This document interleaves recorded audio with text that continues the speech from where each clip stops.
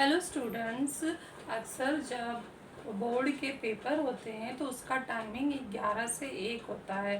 तो इसका मतलब यह नहीं है कि बच्चों को अपने एग्ज़ाम रूम में 11 बजने से 5 मिनट पहले या 10 मिनट पहुंचना है, क्योंकि बोर्ड के हिसाब से बच्चों को आधा घंटा पहले एग्ज़ाम रूम में पहुंचना है। स्कूल में जहां भी आपका वो रोल नंबर सीट नंबर आता है, आप लोगों को क्लासरूम में आधे घंटे पहले ही बुला लिया जाता है। तो वो टाइम मैनेजमेंट हम कैसे करें? Time management for maths two question paper in between 10:30 से 11 के बीच में ऐसा हम क्या करें कि हम जो साल भर को जो पढ़े हैं वो अच्छे से हमें याद आने लगे।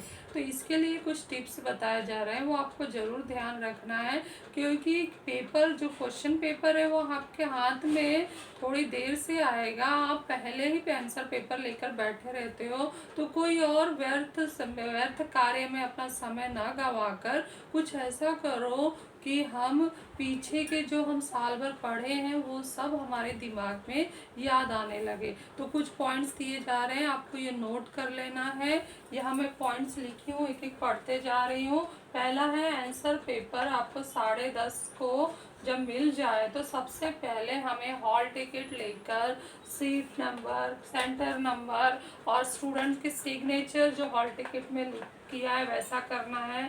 सब्जेक्ट अगर वो मैथ्स 2 का पेपर का है तो मैथ्स लिखना है, और पेपर क्रमांक पूछा जाएगा तो 2 डालना है। डेट जिस दिन का एग्ज़ाम हो रहा है वो लिखना है, और लास्ट में लैंग्वेज ऑफ आंसर लिखा होता है उस आंसर पेपर पर। तो लैंग्वेज ऑफ आंसर आपको हिंदी लिखना है। क्यों? क्योंकि आप हिंदी मीडियम के बच्चे हो, स्टूडेंट हो, इसलिए आपको हर पेपर में हिंदी लिखना है। ये सिर्फ ये भी नहीं है कि आप इंग्लिश का पेपर लिख रहे हो तो उस दिन इंग्लिश लिख दो, उस दिन भी आपको हिंदी ही लिखना है। तो ये बहुत ही इम्पोर्टेंट पॉइंट है, ये बच्चे मिस्टेक करते हैं, इसलिए ध्यान रखो। यहाँ पर माध्यम के बारे में बात होता है। लैंग्वेज ऑफ आंसर मतलब माध्यम, मीडियम, किस मीडियम में आप पढ़ रहे हो। तो अधिकतर यहाँ पर जो मैं बता रही हूँ हिंदी मीडियम के लिए बता रही हूँ, तो यहाँ हमारा उत्तर हिंदी होगा। सेकेंड पॉइंट क्या है कि जैसे ही आंसर पेपर का पहला पेज पर हम जाएंगे तो आंसर पेपर खोलेंगे तो पहला पेज लिखने के लिए आता है, लेकिन उसके बाईं ओर जो है विद्यार्थियों के लिए सूचना बोर्ड की तरफ से आती है, उसको अच्छी तरह से पढ़ना है। उसमें क्या करना है और क्या नहीं करना है वो बताया जाता है। वो भले ही मराठी में लिखा हो लेकिन आप लोगों को पढ़ना है। वैसे ही आप महाराष्ट्र में मराठी पढ़ रहे हो, समझते हो, इसलिए वो सूचना ध्यान से पढ़ना है। वो बहुत ही उपयोगी है आप लोगों के लिए बोर्ड एग्ज़ाम के लिए। तो ये सेकंड पॉइंट हुआ। और फिर बहुत सारे स्टूडेंट फुल आंसर पेपर मिलते ही ऐसी लंबी स्केल लेकर लाइन खींचना शुरू कर देते हैं। वो यहाँ एक तरफ यहाँ बोर्ड ने वैसे ही इंडेक्स लाइन खींचा हुआ है, फिर दाहिने तरफ भी खींचना शुरू कर देते हैं। तो ये लाइन खींचने से आपको कोई भी नंबर, एक नंबर ज़्यादा या एक नंबर कम नहीं मिलेगा। तो इसमें समय व्यर्थ न करके आप लोगों को आंसर पेपर के लास्ट 2 पेज पर रफ वर्क, ऐसे लास्ट 2 पेज पर रफ वर्क लिखकर हेडिंग देना है, और उसके एक पेज पर सारे सूत्र जितने याद आ रहे हैं वो लिखना शुरू करना है। तो रफ वर्क के एक पेज पर, और जब तक हम ये सीट नंबर ये सब लिखेंगे तो 10:30 को आंसर पेपर मिला है, ये सब लिखते हुए और ये रफ वर्क हेडिंग डालते हुए 10:40 हो सकता है। फिर 10:40 से 10:50 के बीच में आपको रफ पेज के एक लास्ट पेज पर जाकर सारे सूत्र किस पार्ट के लिखेंगे, पार्ट 5 और पार्ट 6 के सारे सूत्र लिखना है। लेकिन इस वर्ष कोरोना महामारी से पार्ट 7 कैंसिल होने के कारण उसका सूत्र नहीं लिखना है। तो इस बार आप लोगों को कम सूत्र लिखना है, और पार्ट 1, 2, 3 के प्रमेयों को लिखना नहीं है। उस समय ये सूत्र लिखने के बाद जो समय बचता है उसमें रिकॉल करना है कि पार्ट 1 में कौन कौन से प्रमेय है, समानुपात का मूलभूत प्रमेय, उसका कथन क्या है, विलोम क्या है, उसके बाद 2-3 प्रमेय हमारे कैंसल है। समरूप त्रिभुज का क्षेत्रफल प्रमेय है। फिर कसौटियाँ हैं, समरूपता की कसौटियाँ हैं। उसके बाद पाइथागोरस प्रमेय पे जाओ। उसके बाद वृत्त पाठ पर जाओ, कौन कौन से इम्पोर्टेंट प्रमेय हैं।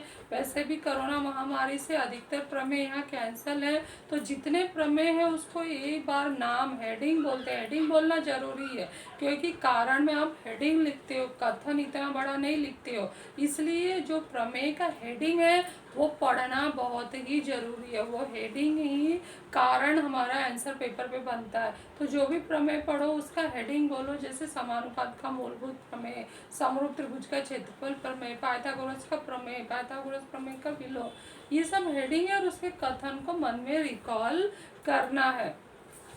फिर 10-50 बजते ही क्या होगा, आपके हाथ में क्वेश्चन पेपर दिया जाएगा। क्वेश्चन पेपर लिखने का समय 11 बजे है, लेकिन बोर्ड के रूल से कई वर्षों से 10 मिनट पहले ही बच्चों को क्वेश्चन पेपर हाथ में दे दिया जाता है, ताकि पूरा क्वेश्चन पेपर वो अच्छे से रीड कर लें, क्या करना है और क्या नहीं करना है वो सब सोच लें। तो ये जब जैसे ही क्वेश्चन पेपर मिलेगा, आपको क्वेश्चन पेपर लेकर 1 मिनट के लिए, सिर्फ 1 मिनट के लिए क्वेश्चन पेपर हाथ में लेना है और आंखें बंद करके लंबी गहरी सांस लेना है, ताकि कुछ उस देर में लंबी गहरी सांस आप 10-20 बार ले लो, तो उससे क्या होगा कि भरपूर ऑक्सीजन की मात्रा हमारे दिमाग में भर जाएगी, और जिससे हम पीछे का जो जो पढ़े हैं सूत्र प्रमेय, वो तनाव के कारण गायब नहीं होगा। क्योंकि बहुत से बच्चों के साथ ऐसा होता है कि क्वेश्चन पेपर आते ही हाथ में घबराने लगते हैं, पसीना छूटने लगता है, और जो पढ़े हैं वो धीरे धीरे दिमाग से कुछ सेकंड के लिए गायब हो जाता है, कुछ एकदम ब्लैंक हो जाते हैं और सोचते हैं हमें कुछ याद नहीं आ रहा है। तो इसका एक ही इलाज उस समय है कि तनाव नहीं लेना है, और थोड़ी देर के लिए 1 मिनट या 2 मिनट के लिए आंखें बंद करके लंबी गहरी सांस लेना है, ताकि दिमाग वो पूरी तरह से रिकॉल करे पीछे का जो जो पढ़े हो। उसके बाद क्या करना है, question 1 AB, question 2 AB, question 3 AB तक के प्रश्नों को, जो सरल होते हैं, हमारे किताब से संबंधित होते हैं, उसको अच्छे से डिटेल में पढ़ना है, और ये डिसाइड करना है कि इसमें कौन सा इजी क्वेश्चन है जो हम झट से टाइम लिमिट के बीच में कर लेंगे, ये सोचना है। उस पर टिक लगाते नहीं जाना है, क्योंकि विद्यार्थियों के सूचना में ये भी दिया है कि हमें क्वेश्चन पेपर पर सिवाय सीट नंबर के कुछ लिखना नहीं है, कोई रफ वर्क नहीं करना है।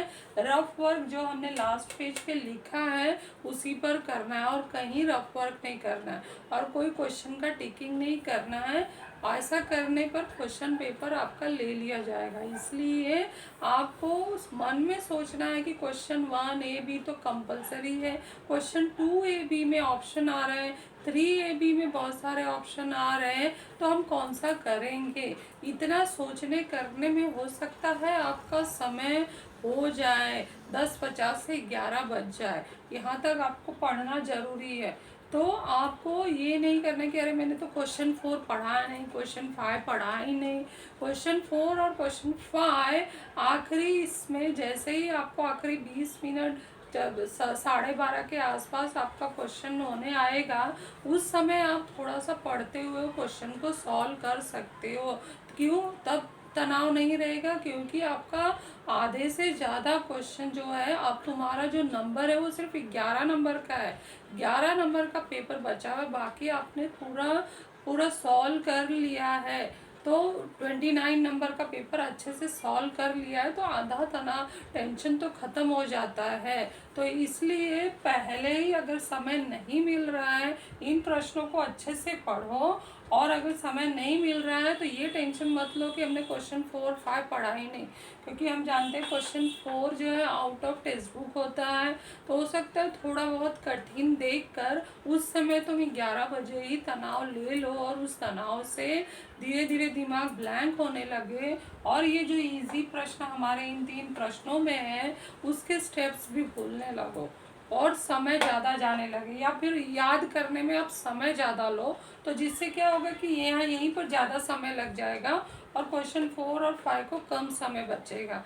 इसलिए इनको पहले अच्छे से पढ़ना है, क्वेश्चन 1, क्वेश्चन 2 और क्वेश्चन 3 को अच्छे से डिटेल में पढ़ना है। बहुत लोग क्या करते हैं, क्वेश्चन पेपर आते ही चलो ये सब तो इजी होगा, सीधे क्वेश्चन 4 पर जाते हैं, और क्वेश्चन 4 पढ़ के कभी कठिन आ जाता है, जो वो तनाव लेते हैं और पसीने से भर जाते हैं, तो पूरा दिमाग धीरे धीरे ब्लैंक होने लगता है, और फिर ये सब प्रश्नों को, क्वेश्चन 1, 2, 3 के प्रश्नों के उप प्रश्नों के उत्तर लिखने में उनको ज़्यादा समय लगने लगता है, तनाव बढ़ने लगता है, गलतियां होने लगती हैं, और फिर धीरे धीरे जहाँ इजी था वहाँ भी नंबर कटने लगता है। जहाँ हम स्कोर कर सकते थे 29 नंबर का, हमारा ये स्कोरिंग हिस्सा है, इसको अच्छे से करें तो एटलीस्ट हम 29 तो अच्छे से कवर कर सकते हैं। तो भी जब तनाव नहीं रहेगा तो क्वेश्चन 4 और 5 भी आप लोग अच्छे से ही कर सकते हो, और टाइम लिमिट के बीच में ही कर सकते हो। लेकिन अगर यही पढ़कर पहले तनाव ले लिया तो उस तनाव में हम इजी प्रश्न भी गलत करना शुरू कर देते हैं। तो इसलिए आप लोगों को ध्यान से ये 3 क्वेश्चन पहले पढ़ना है, फिर समय हो जाए अगर 11 बज जाता है तो शांत मन से पेपर लिखना शुरू करना है। तो ये पॉइंट है, इसको आप अपने नोटबुक में 200 पेज के नोटबुक में नोट भी कर लेना है, और इसको रिकॉल करते रहना है, ताकि आपके मन में तनाव ना आए और आप पेपर अच्छे से लिख सको। मिलते हैं नेक्स्ट वीडियो में।